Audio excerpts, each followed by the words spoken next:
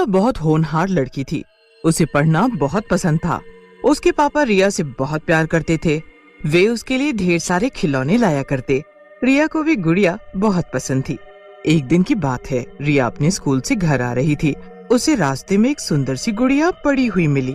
अरे, इतनी सुंदर गुड़िया कितनी प्यारी है, किसकी होगी? ऐसा करती हूँ, इसे अपने साथ ले जाती हूँ, घर में इससे खेलूंगी। रिया उस गुड़िया को घर ले जाती है और टेबल पर रख देती है और बाथरूम में चली जाती है। रिया की माँ पूनम और रिया के पापा जब रिया के कमरे में जाते हैं तो उन्हें गुड़िया दिखती है। अरे, ये कहाँ से आई? मैं तो नहीं लाया। कितनी अजीब सी दिखती है, ये कहाँ से आई होगी? पापा, ये मैं लाई हूँ। पापा, वो जो बड़े से बरगद के पास पुराना घर नहीं है, वहीं रास्ते में पड़ी हुई थी। देखो ना, कितनी सुंदर है। हाँ, सुंदर तो है, पर ये कुछ अजीब सी नहीं लग रही तुम्हें? कैसी अजीब पापा? सुंदर तो है। हाँ हाँ, अब ज्यादा बहस मत करो, चलो खाना खा लेते हैं। अगले दिन से पूनम देखती है कि रिया कुछ अजीब सा बर्ताव कर रही है। छोटी छोटी बातों में रिया गुस्सा हो रही है। न ही वो समय पे अपने नाखून काटती है। रिया खाना भी समय से नहीं खाती और रात को भी ढंग से नहीं सो रही। पूनम देखती है कि रिया का पढ़ने में भी मन नहीं है। वो दिन भर उस गुड़िया से खेलती रहती है। ये सब देखकर पूनम को बहुत चिंता होने लगी। ये सब क्या हो रहा है? रिया कुछ अलग सा बर्ताव क्यों कर रही है? इसका पढ़ने में बिल्कुल भी ध्यान नहीं है।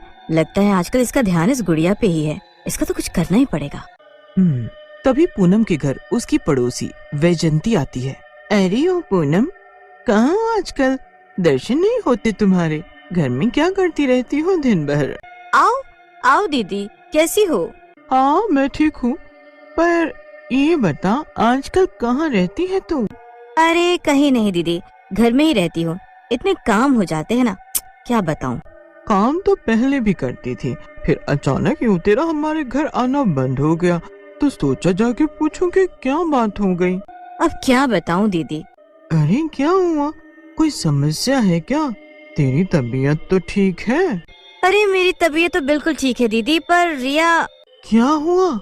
क्या हुआ रिया को? दीदी, इस रिया का आजकल पढ़ाई में बिल्कुल भी मन नहीं लगता। पढ़ाई पे ध्यान ही नहीं देती है। अजीब सा बर्ताव कर रही है। न समय से खाना खाती है, न पढ़ाई करती है। मेरी बातों का तो उस पे कोई असर ही नहीं होता। ऐसा क्यों कर रही होगी? क्या जानू दीदी, बस दिन भर इस गुड़िया से खेलती रहती है और अब तो रातों को भी कुछ बड़बड़ाती रहती है। गुड़िया? कैसी गुड़िया? हाँ, कुछ दिनों पहले रिया को रास्ते में मिली थी, तभी से उसका व्यवहार कुछ बदला बदला सा लग रहा है, जब से वो ये गुड़िया लाई है। पूनम, मुझे तो इस गुड़िया पे ही शक हो रहा है।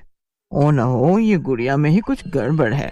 तुम ऐसा करो, मैं एक तांत्रिक को जानती हूँ, शायद वो तुम्हारी कुछ मदद कर सके। अच्छा, आप मुझे उसका पता दीजिए। ठीक है, फिलहाल तुम ऐसा करना, रिया के स्कूल से वापस आने से पहले इस गुड़िया को कहीं छुपा दो, ताकि रिया इससे दूर रहे। वैजंती पूनम को तांत्रिक का पता बताती है। पूनम उस गुड़िया को ऐसी जगह छिपा देती है जहाँ रिया ना ढूंढ पाए। रिया स्कूल से आते ही गुड़िया ढूंढने लगती है। रिया बेटा, आ गई स्कूल से तुम? हाँ, मेरी गुड़िया कहाँ है? देखो यहीं कहीं होगी। नहीं है यहाँ, सुबह मैंने यहीं रखी थी। क्या करोगी उस गुड़िया का तुम? अपनी पढ़ाई पर ध्यान दो ना। मैं कब से देख रही हूँ तुम पढ़ाई में ध्यान नहीं दे रही। ऐसा नहीं चलेगा, चलो पढ़ाई करो। मैंने आपसे पूछा कि मेरी गुड़िया कहाँ है। पूनम रिया का गुस्सा देखकर डर जाती है और रिया को कमरे में बंद करके वैजंती के साथ तांत्रिक के घर चली जाती है। मेरी बेटी रिया कुछ दिनों से बहुत ही अजीब सा बर्ताव कर रही है। मुझे बहुत चिंता हो रही है। उसे कुछ दिनों पहले एक गुड़िया मिली थी, तभी से उसे न जाने क्या हो गया है। तुम्हारे घर में बहुत बुरी शक्ति ने प्रवेश कर लिया है। उसने रिया को अपने वश में कर लिया है। जल्दी ही कुछ करना होगा, नहीं तो अनिष्ट हो जाएगा। पंडित जी, कोई रास्ता दिखाइए। एक ही रास्ता है, किसी भी तरीके से उस गुड़िया को यहाँ लेकर आना होगा। ये आसान नहीं है पंडित जी। रिया पूरी तरीके से उसके वश में है, तो हम गुड़िया कैसे लाएंगे? मैं कल तुम्हारे घर आता हूँ, तब तक तुम ये धागा उसे बांध देना। पूनम और वैजंती धागा लेकर घर आ जाती हैं। पूनम धीरे से रिया के कमरे का दरवाजा खोलती है, पर रिया उन्हें कहीं नजर नहीं आती। रिया बेटा, कहाँ हो तुम? लगता है रिया कमरे में नहीं है। रिया इस वक्त कहाँ जा सकती है? ये सब उस गुड़िया की वजह से ही हो रहा है। वही रिया को कहीं ले गई होगी। मैं तांत्रिक को फोन करती हूँ, रुको। रिया की माँ रोने लगती है और पूरे घर में रिया को ढूंढने लगती है। वैजयंती तांत्रिक को फोन करके पूनम के घर बुला लेती है। बाबा, रिया कहीं नहीं मिल रही है।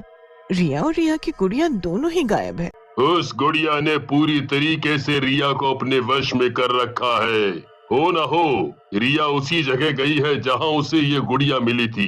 तुम्हें रिया ने बताया था कि ये गुड़िया उसे कहाँ मिली थी?